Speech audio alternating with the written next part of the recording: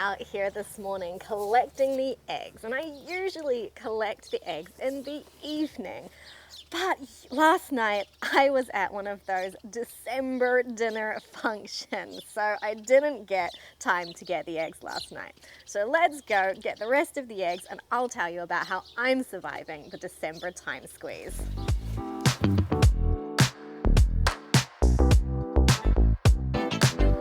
The problem with collecting eggs in December is there's so many chores compounding, like this berry patch that has just completely gotten away on me, and I see it every day. I walk by and I'm like, I've got to get to that.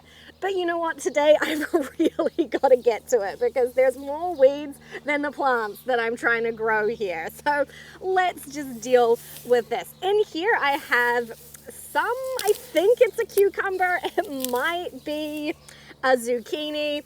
Honestly, things have got a bit chaotic in the garden at the moment and I've lost track of what has gone where, which usually I'm a little better at, but this year's just been a bit crazy, and I'm sure everyone can relate to just how excessively time squeezed December gets. But I know I have a lot of viewers from the Northern Hemisphere, and I'm here in the Southern Hemisphere. So December for us is like summertime, and it's coming into the end of the year, obviously. So our school year ends. It's the summer holiday season.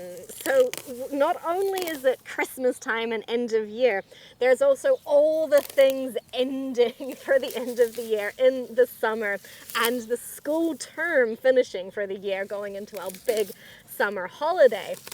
And it's just a lot.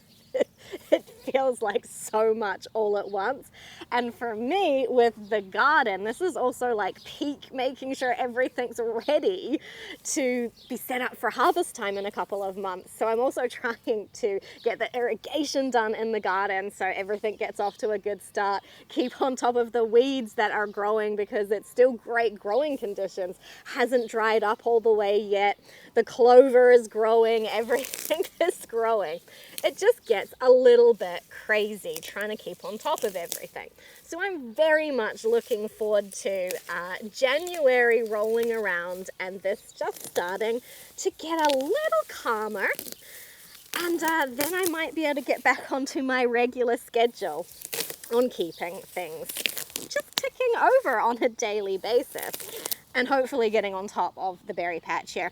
Behind me are my blueberries, which you can't see right now because it's mostly just weeds, which does tend to happen, but I need to get on top of it.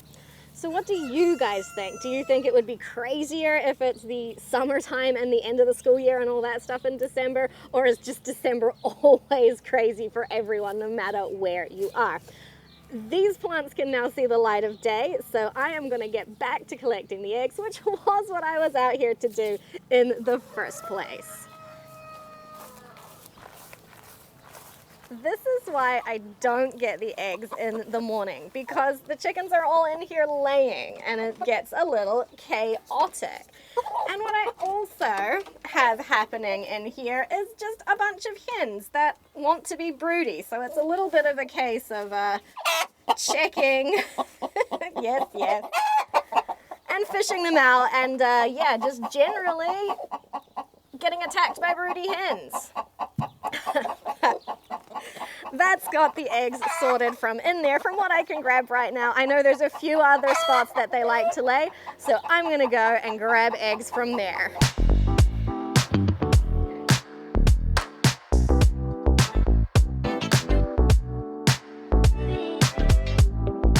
While I was collecting my bush eggs, I found a couple of what I call wonky eggs, and I thought I would show them to you guys because sometimes you get wonky eggs.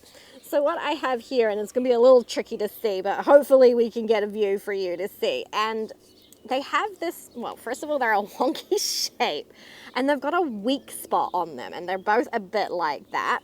And what is causing that? It's not like a diet issue. It's not like something wrong with the hens. They're old. These are from my elderly hens, and the egg making department just starts to go a bit wonky, and you get these wonky eggs.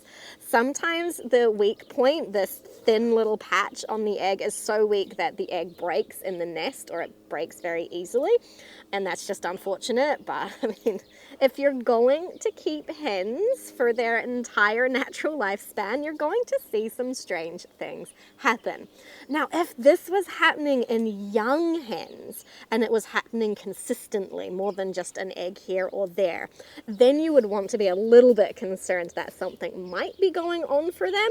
But if you know you've got old hens and they're the ones laying wonky eggs, there's just not that much you can do about it.